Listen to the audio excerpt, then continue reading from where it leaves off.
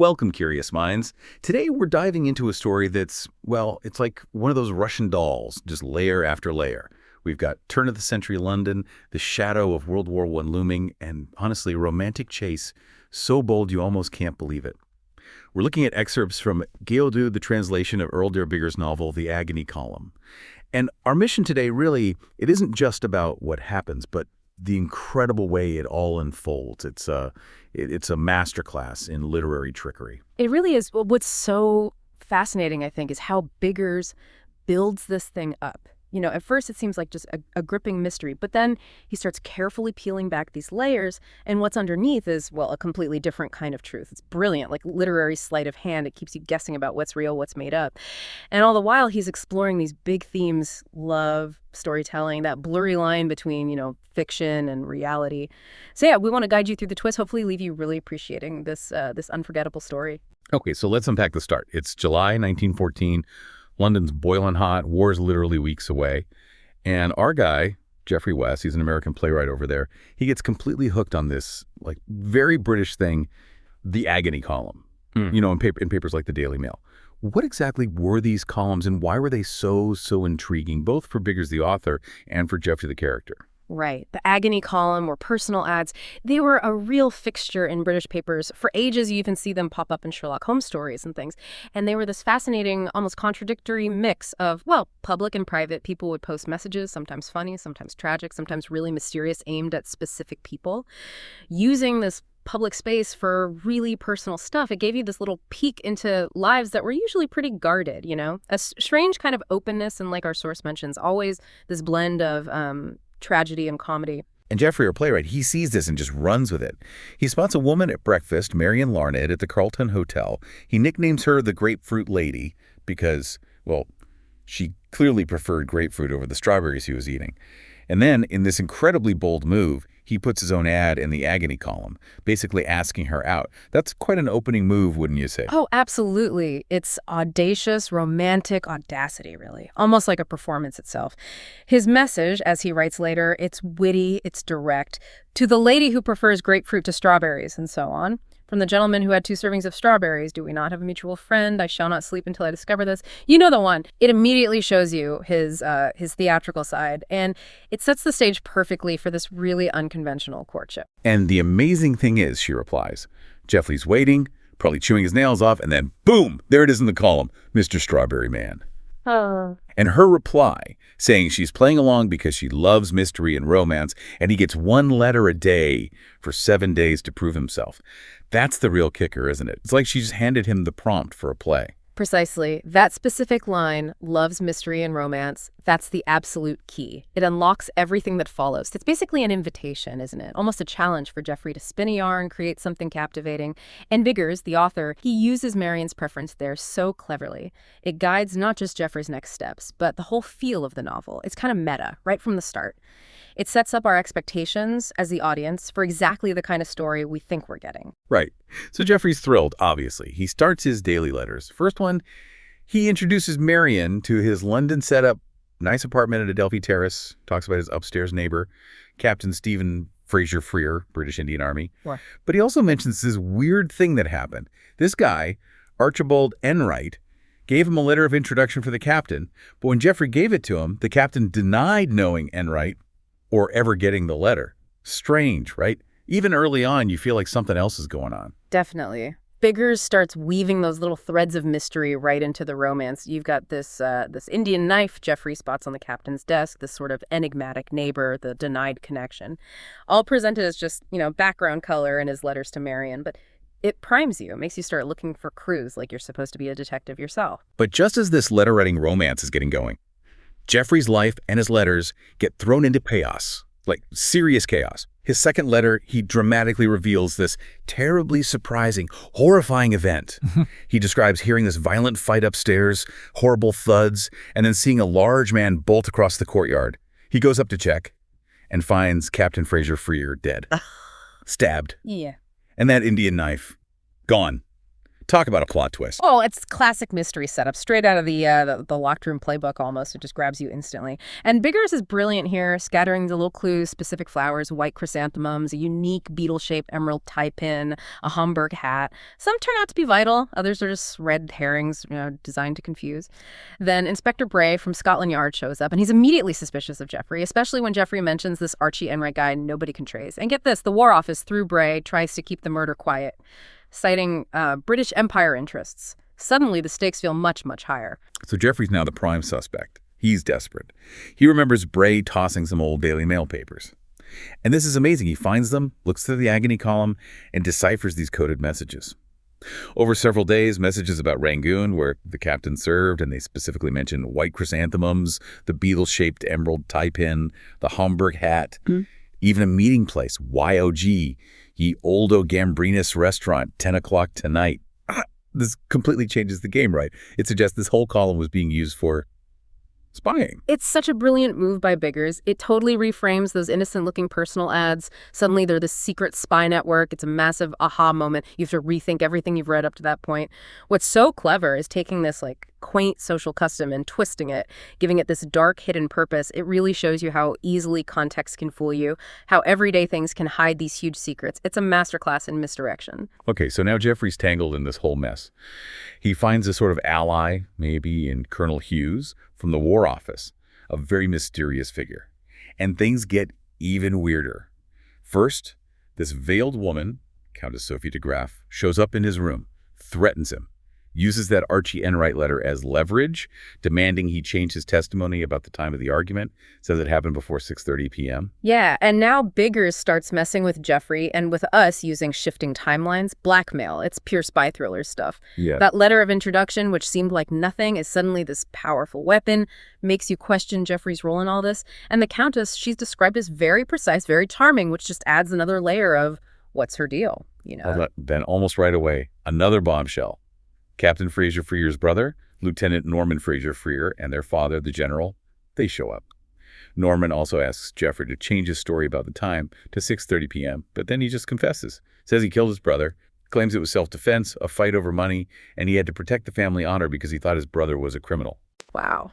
So now Jeffrey's facing this incredible moral bind. Two different people pushing him to lie about the time, but seemingly for totally opposite reasons. Norman's confession feels so raw, all tied up with family honor and grief. It's such a stark contrast to the, cold spy games we were just glimpsing. It makes Jeffrey and us really wonder who on earth to believe. What even is the truth here? But Colonel Hughes tells Jeffrey, look, just tell Bray it was 6.3. Satisfy him. He assures Jeffrey that Norman is innocent, and this lie actually helps Hughes' own investigation for the War Office. Then Hughes takes Jeffrey to Limehouse, London's Chinatown, and Jeffrey points out Archie Enright, confirms he's a low-level spy. And Hughes drops that Britain is about to go to war. So Jeffrey's being played, but maybe for a good reason. It's incredibly murky. Exactly. The plot just keeps thickening. Confirming Enright's role ramps up the espionage angle. And Hughes, his double game, manipulating Jeffrey like this, it really highlights how complex spying is. Loyalties are shifting, truth is slippery. Hughes seems so cool, so calculated, pulling strings behind the scenes. Even if he claims it's for king and country, it's still manipulation. Right. The tension builds and builds until Jeffrey gets arrested. They take him to Scotland Yard. Bray is there, looking smug, presents Norman Fraser Freer's full written confession. Case closed, right? But then Colonel Hughes walks in. And he's not alone. He's got the Countess Sophie de Graaf with him. And she confesses, tells Bray she killed the captain, says it was a crime of passion, he rejected her love, and again places the time at 6:30 p.m. It's just confession after confession, designed to completely throw you off balance. It's clearly a calculated move by Hughes. First, the shock of the Countess confessing. With this whole backstory about Rangoon and heartbreak, it pulls you in a new direction again. But the real twist, the thing that unravels it all, is still coming. And it's a showstopper.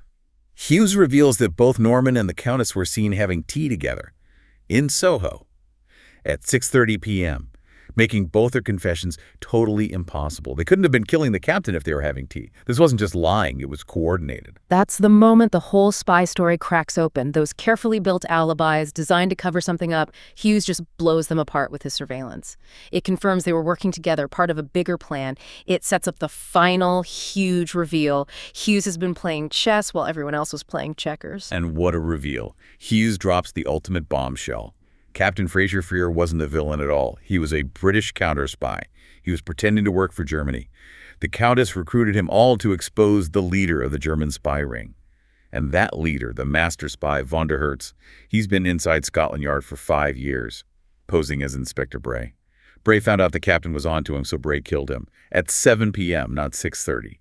Absolutely stunning. The ultimate, the call is coming from inside the house twist. The investigator is the villain. Biggers plays that trope brilliantly, and Hughes lays out the proof. Bray's fingerprints at the scene, a unique typo in those agony column messages that matches Bray's typewriter, and the missing Indian knife found under Bray's mattress. Hughes even admits he basically set Jeffrey up to be arrested to force Bray's hand, knowing he'd try to run. Bray, cornered, tries to kill himself with the same knife. It's incredibly dramatic and really speaks to the hidden costs and calculations of war and spying. So Hughes lets Jeffrey go, explains it all. Archie Enright was just a pawn unknowingly passing messages using Jeffrey. Captain Fraser Freer denied knowing Archie simply to protect Jeffrey, keep him out of it. The Countess was coerced into confessing, first by Bray to frame Jeffrey, then by Hughes himself to expose Bray, just used by both sides. Hughes then confirms England is now officially at war. He's going to tell the Fraser Freer family the truth about the captain's heroism. It's just this flood of revelations turns the whole story inside out. And with the backdrop of real war starting, it feels incredibly powerful. It really does. That whole section just underscores the immense sacrifices, the hidden patriotism, but also the ruthless, cold side of intelligence work. It shows how easily ordinary people like Jeffrey can get swept up and manipulated by these huge unseen forces, pawns in a much bigger game. But wait, just when you think you finally got it all figured out, there's one more layer, one final mind-blowing twist. After the spy plot is resolved, the master spy caught everything explained. Jeffrey sends his last letter to Marion. And in it, he confesses. Again, to killing Captain Fraser Freer. What is going on? We just solved it. This is where Earl de Biggers just completely flips the table. It's the ultimate subversion. After building this incredibly detailed, convincing spy thriller and then meticulously taking it apart, he pulls the rug out completely. This new confession makes you and Marion question everything you just processed, every clue, every reveal. It's so audacious. It transforms the story yet again from spy thriller back into something else entirely. And the truth is, staggering. Jeffrey admits the entire thing. The murder, the spies, the counter-spies, Bray, the Countess, the coded messages, all of it, completely made up. An elaborate fictional story he spun for Marion, all because her first message said she loves mystery and romance. He confesses he's a playwright, his London deed got canceled, so he poured all his creative energy into winning her over with this wild, ongoing narrative. This is the real core aha moment of the whole book, the actual genius stroke, the whole intricate plot we were so invested in. Just a story within the story, crafted by the protagonist. It shifts the novel from being a mystery to being about mystery, about storytelling itself, what we call a meta-narrative. Biggers is playing with us, asking us about the power of stories, not just for escape, but to connect, even to woo someone.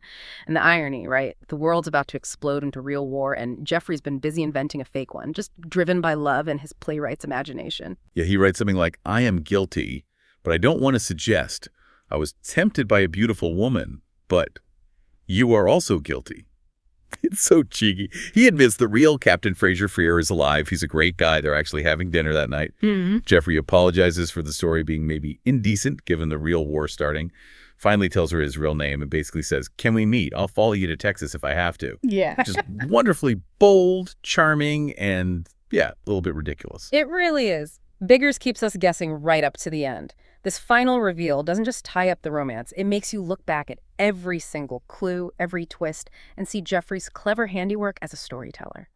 It's amazing how compelling a story can be, even when you find out it's not real in the way you thought. So Marion gets this final letter, and her reaction, as the source notes, it's this wild mix, amazement, rage, disbelief, but also admiration. You kind of get it, right? Yeah. Meanwhile, her father, the practical Texas congressman, is all about getting out of London. War's breaking out. He apparently heard it from his advisor, the shoeshiner, who had the inside scoop. That mix of the very real danger and this totally fabricated romance is just striking. It really grounds it again, doesn't it? Brings it back to the human level. Despite the massive deception, Jeffrey's affection feels genuine. And Marion's complicated reaction, it just shows how powerful imagination and sheer nerve can be. And her father, the congressman, getting his political intel from the shoeshine guy. It adds this little touch of quirky reality before they have to flee the very real chaos. So Jeffrey gets a telegram from Marion, maybe a sign.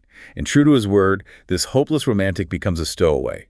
He sneaks onto the packed SS Salonia to follow her across the Atlantic. Imagine the scene, the ship jammed with people escaping Europe.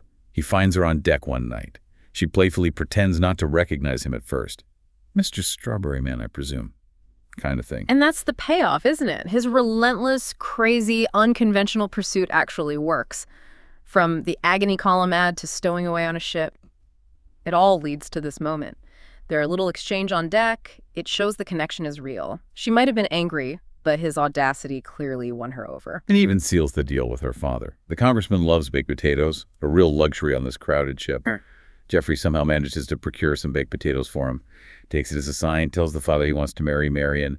And the father, apparently won over by the potatoes or maybe just Jeffrey's sheer persistence, smiles and says something like, well, watch out, son. She's determined to marry you. And Marion whispers her answer, yes, as Jeffrey's hand covers hers on the railing, a perfect, happy ending.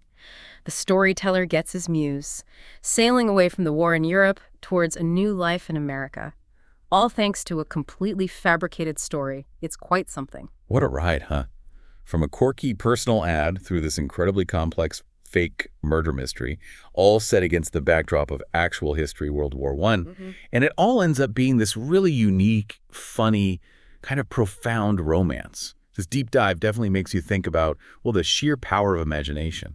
Absolutely. Biggers really challenges you, doesn't he? To think about that line between what's real and what's fiction. It makes you ask, in a world that's often overwhelming, even terrifyingly real, what's the role of a good story? Is it just escape? Or is it something more, a way to connect, maybe understand things differently, maybe even find love? And how much do we just want a good story?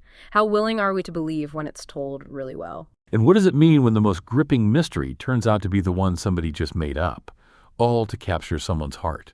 It's not just a romance, not just a mystery. It's really a celebration of creative nerve. So what stands out to you after hearing all this? We hope this story, this blend of crazy deception and real affection, leaves you with a smile. And maybe, just maybe, a new appreciation for the amazing stories all around us, the real ones, and the ones we might just invent.